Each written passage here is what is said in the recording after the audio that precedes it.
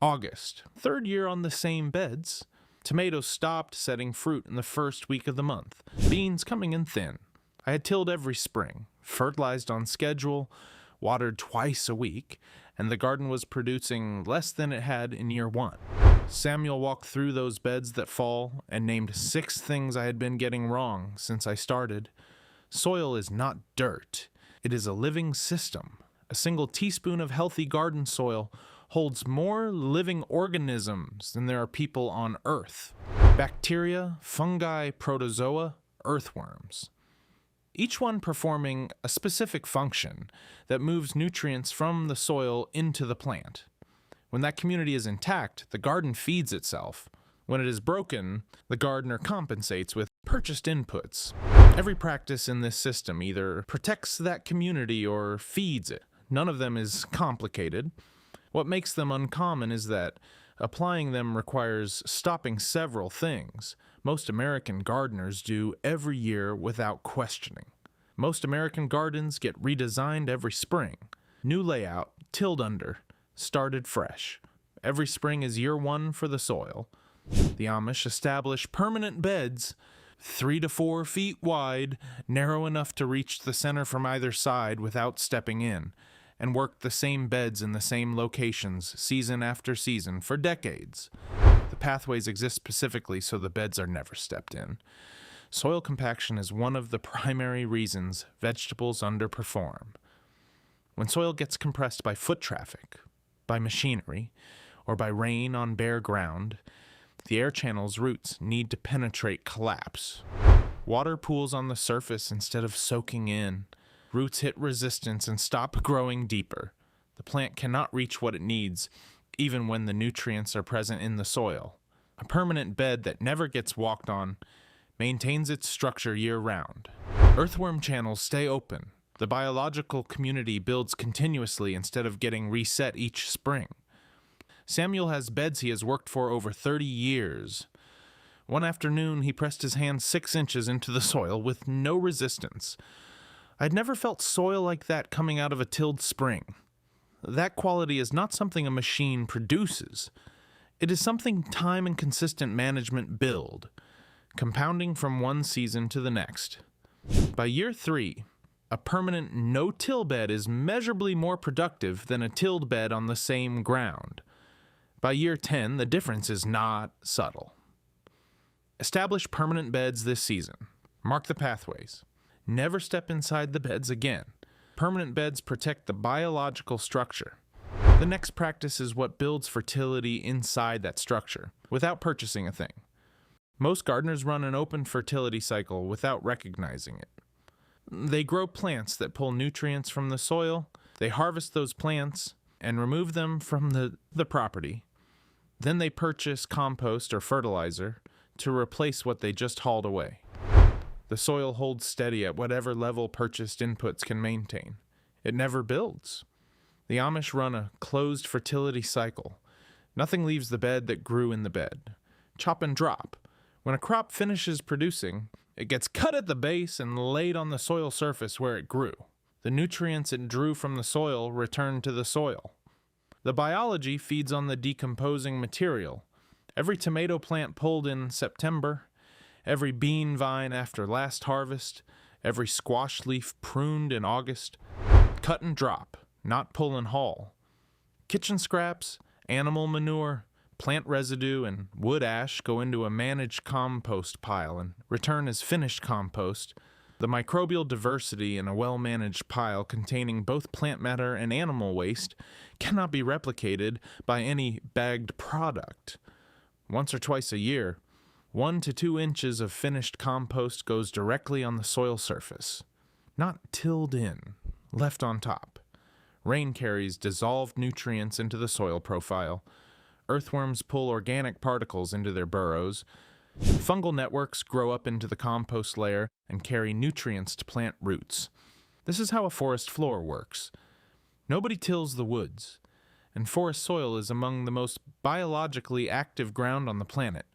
I ran a side-by-side comparison across 2 beds for 3 full seasons. 1 bed on chop and drop with top-dressed compost, 1 bed with spent plants removed and purchased compost tilled in each spring. By year 3, the closed cycle bed had visibly darker soil, measurably more earthworm activity, and consistent 25 to 30% better yields on identical crops. The gap widened each season. Close the cycle and the soil builds every season, instead of holding steady. But the gains the growing season builds can be lost over winter if the ground goes bare. That is what the next practice prevents. When the last harvest comes out, most gardens go bare until spring. Without living roots feeding the biology below the surface, bacteria populations drop, fungal networks thin, and earthworms move deeper away from the hostile surface. The garden that goes bare in October is not starting where it left off in fall. It is starting behind. In many Amish communities, leaving beds bare over winter is not done. Bare soil is wasted ground. 3 cover crops address 3 specific problems, and each does something none of the others can. Winter rye goes in 6 to 8 weeks before the first frost. It establishes quickly, produces a dense root network that holds soil structure through freeze-thaw cycles, and generates substantial biomass. In spring, cut it down 3 to 4 weeks before planting. Do not pull it, do not till it, cut and leave it on the surface.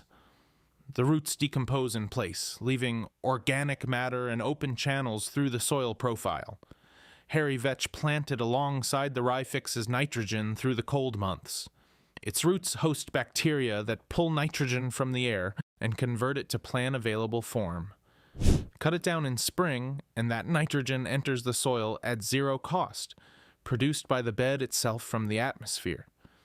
Daikon radish sends a taproot 12 to 18 inches into the ground, breaking through hard pan layers a broad fork cannot reach. When it dies back in winter, the decomposing root leaves a channel filled with organic matter, a permanent pathway for water, and future roots. Biological tillage, no engine required. Seed all 6 to 8 weeks before average first frost. In spring, cut them down, wait 2 to 3 weeks, then plant. The soil will be richer in spring than it was in fall.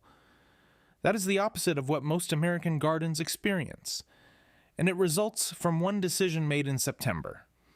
Cover crops protect the fertility the growing season build. During the growing season, what covers the soil surface matters just as much as what is happening inside it. After transplanting, every bed gets 3 to 4 inches of straw mulch, kept in place through the entire season. Weed seeds need light to germinate. 3 to 4 inches of straw blocks that light completely. Weed pressure in a properly mulched bed drops 80 to 90% compared to bare soil. For most gardeners, that is the majority of ongoing seasonal labor, eliminated by one afternoon of spreading straw. Straw reduces soil moisture evaporation by 50 to 70%. In a hot July, that is the difference between watering daily and watering twice a week. The soil stays consistently moist at the root zone, which is what plants need for uninterrupted growth through the hottest months. Most vegetable roots stop functioning efficiently above 85 degrees Fahrenheit. Mulch keeps the soil surface cooler, maintaining root function and nutrient uptake through the months when unmulched beds are effectively stalled. Blight and other fungal diseases spread when rain splashes soil particles, carrying spores onto the lower leaves of plants. Mulch eliminates that splash. It is one of the most effective tools for keeping early blight out of tomatoes, and it requires no application schedule beyond the initial laying. Straw breaks down slowly through the season, adding organic matter to the soil as it decomposes. What functions as weed suppression in May is a soil amendment by October. I started running permanent straw mulch the same season I stopped tilling. Watering time dropped roughly in half within that first season. Weed pressure that had required consistent weekly attention across every bed nearly disappeared. Both results have held every season since. Apply right after transplanting. Replenish once mid-season when it starts to thin. Mulch protects the soil surface.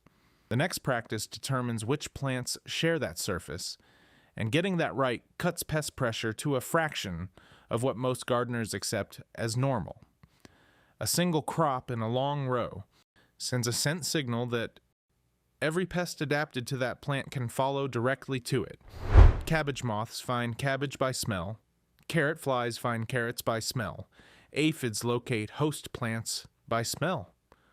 A monoculture row is a precise advertisement to every specialist pest in the area.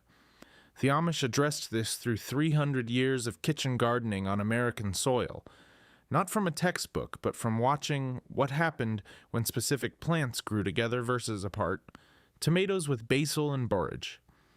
Basil produces aromatic compounds that disrupt the olfactory signals aphids and whiteflies use to locate host plants. Borage deters tomato hornworm and attracts pollinators. In the first season running this combination, pest pressure on my tomato beds dropped noticeably, and yield per plant was the strongest those beds had produced. Cabbage and brassicas with dill and nasturtiums. Dill attracts parasitic wasps that prey specifically on cabbage worms. Nasturtiums act as a trap crop. Aphids are strongly attracted to them and cluster there instead of on the cabbage. Plant nasturtiums at the bed edges, and pest pressure relocates to the wrong address. The three sisters: corn, beans, and squash. Native American communities had been growing this combination for at least 2,000 years before European contact. The Amish adopted it because the results were visible. Corn provides structure for the bean vines. Beans fix nitrogen that feeds the corn and squash. Squash leaves shade the soil, hold moisture, and suppress weeds. 3 crops, 1 bed, each one solving a problem the others would leave open. Carrots with onions and leeks. The sulfur compounds from alliums mask the scent carrots emit. The carrot rust fly cannot locate its host.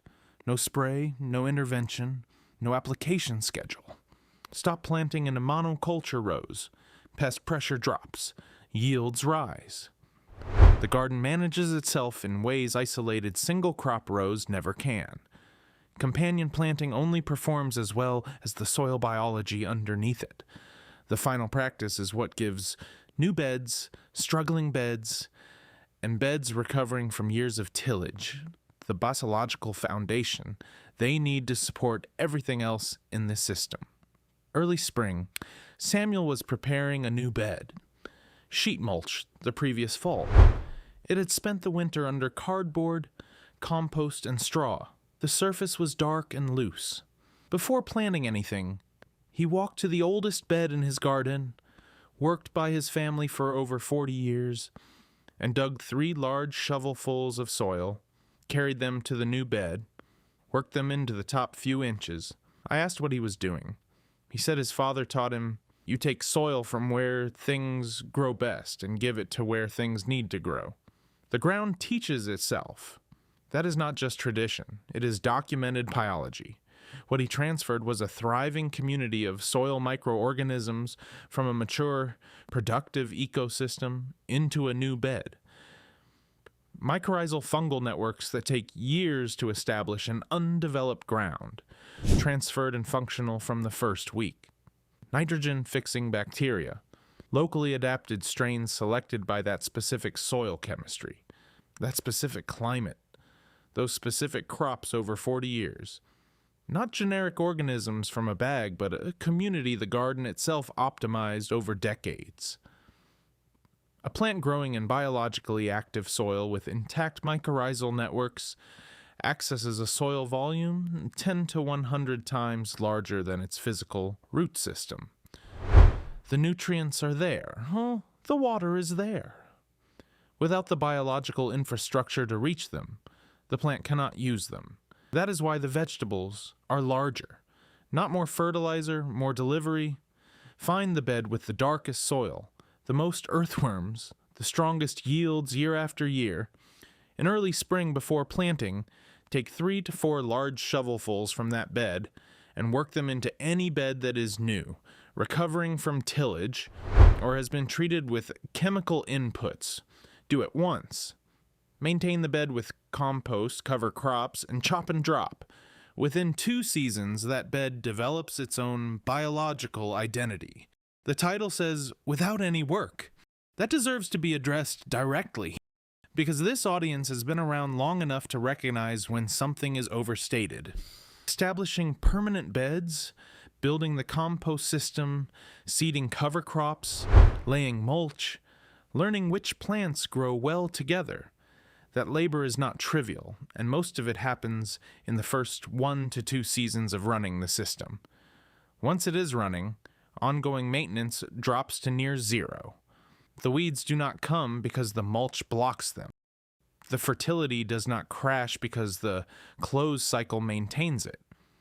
The pests do not overwhelm because the companion planting disrupts them. The soil does not compact because the beds are never walked on. The difference between a system and a shortcut is that a system improves every year. A shortcut requires the same effort each time it is applied, because it fixes nothing permanently. Every one of these 6 practices builds on itself from one season to the next. The garden becomes easier to tend as it matures, and more productive at the same time. Start with the practice that addresses the biggest problem in the current garden. If the beds still get tilled every spring, stop. Establish permanent beds this season. Use a broad fork for compaction. Drive the tines in, rock the handles back, lift. The soil loosens without losing its biological structure. Once in spring, once in fall. If beds go bare over winter, get winter rye in the ground before the first frost. 20 minutes to seed. The soil that returns in spring will be measurably richer than the one that went in. If bare soil sits between plants all summer, put 3 to 4 inches of straw down this week. One afternoon, that eliminates most of a season's weeding and cuts watering roughly in half. Pick one. Run it through a full season. Then add the next. August, 3rd year. Tomatoes not setting fruit, beans thin, more inputs every year and less to show for it. 6 seasons after Samuel walked those beds, the same ground is producing more than it ever did, from less time and less purchased material than any previous year. The soil did not change. The management of it did. One question, of these 6 practices, which is the hardest to actually start given the current setup, the soil type, the space, the season, the time available, drop that in the comments. That is exactly where the next answer comes from.